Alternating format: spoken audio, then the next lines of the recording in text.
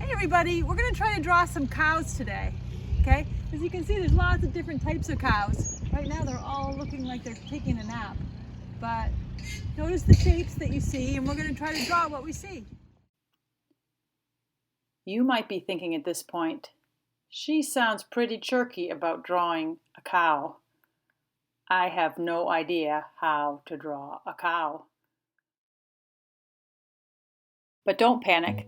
Drawing a cow or a field of cows is not that different than drawing a still life.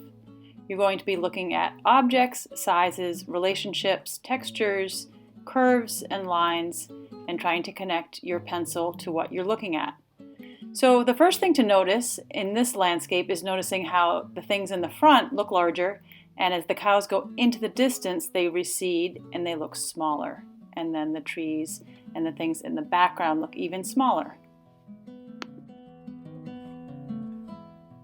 So to start with, we're going to do some quick sketches of a few different images of cows, and you can sketch along with me.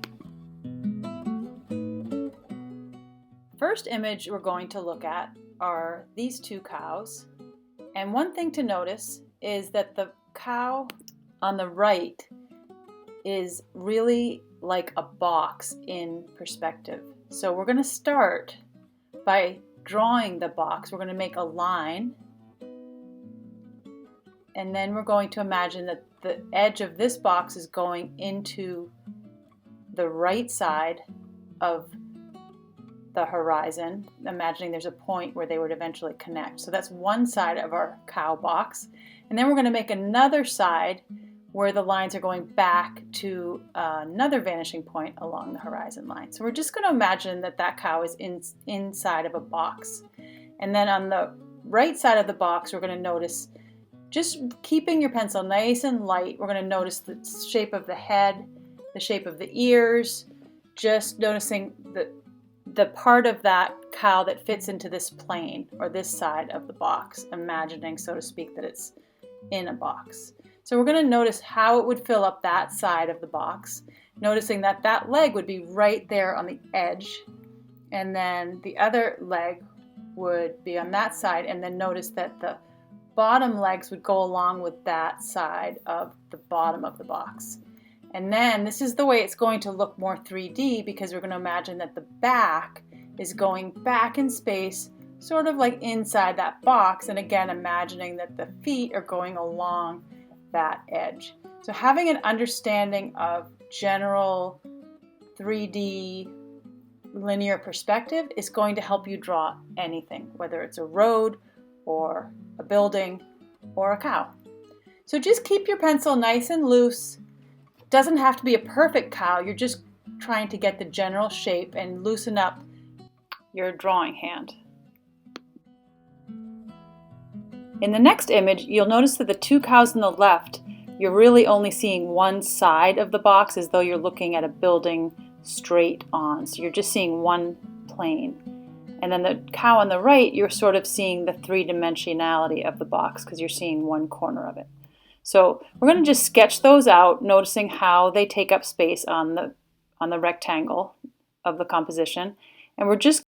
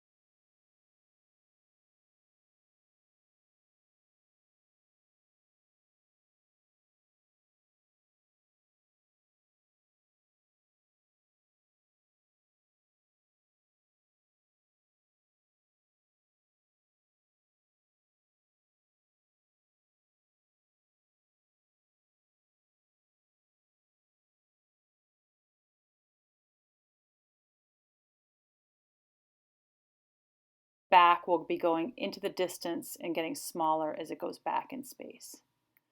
So you're just going to continue to sketch, erasing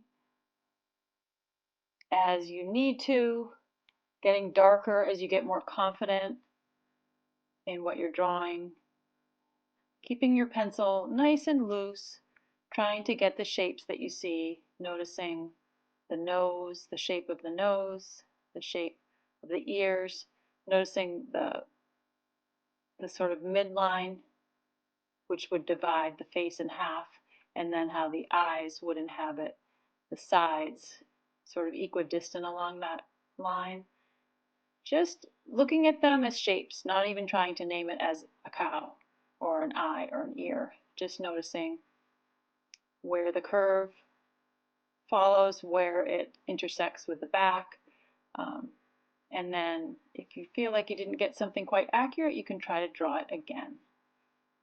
So we can just draw together, keeping our pencil nice and loose, dancing around the whole shape, making any guidelines as they're helpful.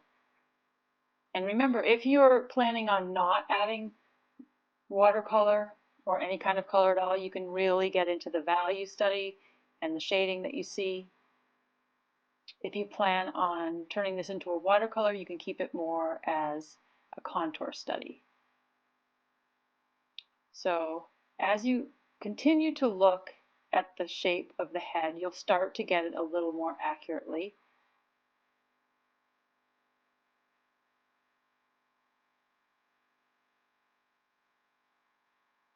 Noticing the bony structure in the front. Really staying away from drawing the symbol of what a cow looks like, because especially having it lying down, it really doesn't look like any symbol of a cow that I know. It's really just noticing the shapes, and especially with this front leg, how we can see that knee and then it's going back into space, and really using the box shape to help you define what that looks like.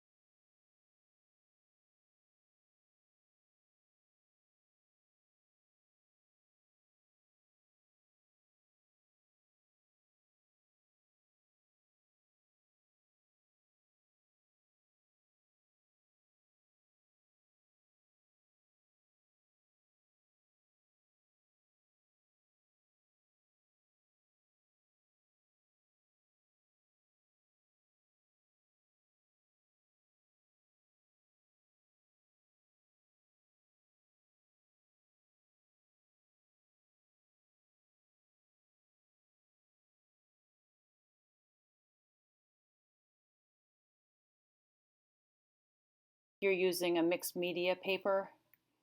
You don't want it to ripple too much. This is optional, but I went ahead, before I started painting the cows, I went and used my ink pen. You could use just a Sharpie or any ink pen, and I went over my pencil lines just to get them to be a little bit darker. This is optional, and you don't have to do this part, but it's kind of nice because it might make it pop, but it's totally up to you.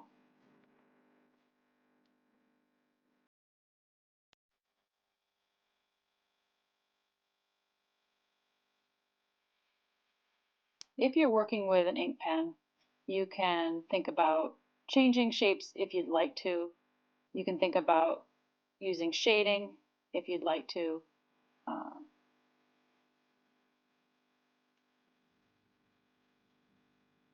And you also want to make sure that your watercolor is pretty dry because you don't want to use an ink pen on top of a wet page.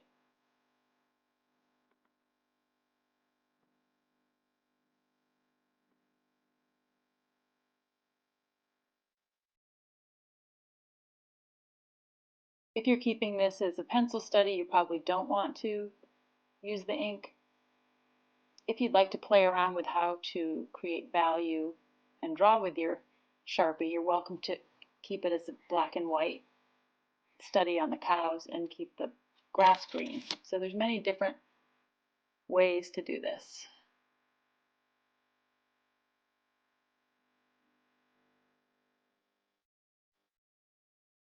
Now I start painting my cows, and I'm starting with the darker areas first, just like we did when we painted still life. So noticing in the cow in the front, it's a lot of different shades of brown, and you can create the different shades by using more concentrated paint, and you also have some different shades on your palette, different shades of brown you can use. You can also mix a little black in there, making sure that you go pretty easy on the black because it can be a pretty strong color. But putting in your darks first.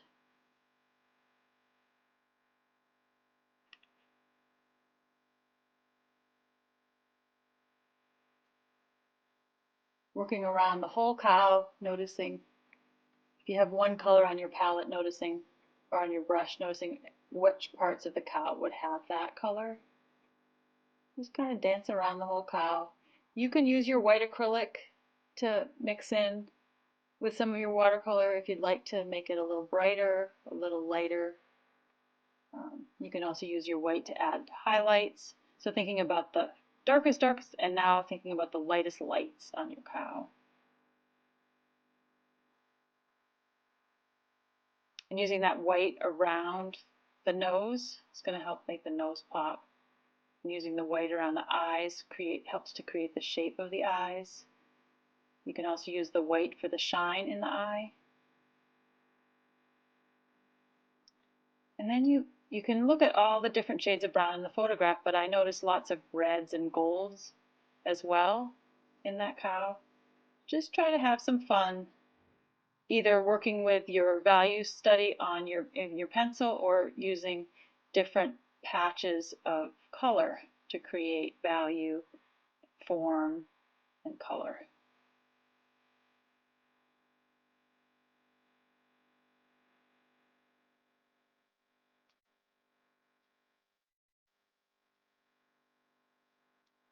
So one thing you don't want to do is you don't want to leave any area white if it's not a light area of the cow, because that'll make your painting look kind of splotchy.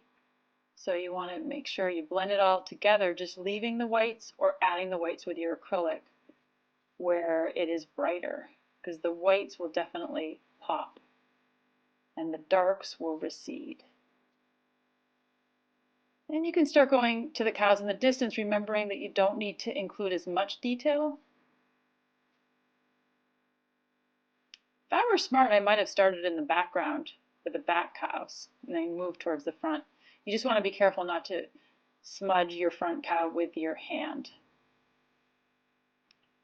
So you can see I'm not adding as much detail in the back ones.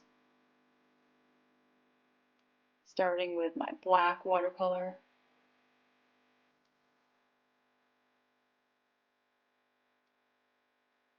being careful not to smudge what I painted, keeping my hand above the painting, which might be a little challenging. You can think about your paintbrush being perpendicular to your paper. You can also use your finger to sort of make a table with your hand. And then I'm going to go back into the front cow, adding some of those blacks that I have on my brush. So you don't have to completely finish one cow before you move on to the next. You can kind of move around your whole page. So now I'm getting into some more details on the cow. Just kind of walking that fine line between adding some fun details that really make it come alive and overworking it. Because sometimes when we add too many details, we lose the freshness and we kind of kill it. So we don't want to kill the cow. We want to just kind of know when to stop, which is really a hard thing to know.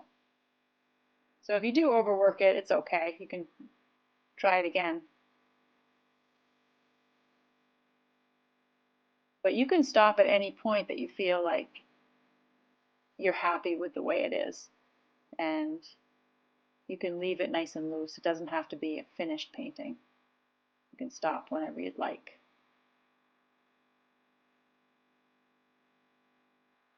I'm really having some fun with my white acrylic, going in there and adding some texture, adding some marks that go with the direction of the roundness of the belly. Looks kind of like the ribs. Adding some shine on the nose.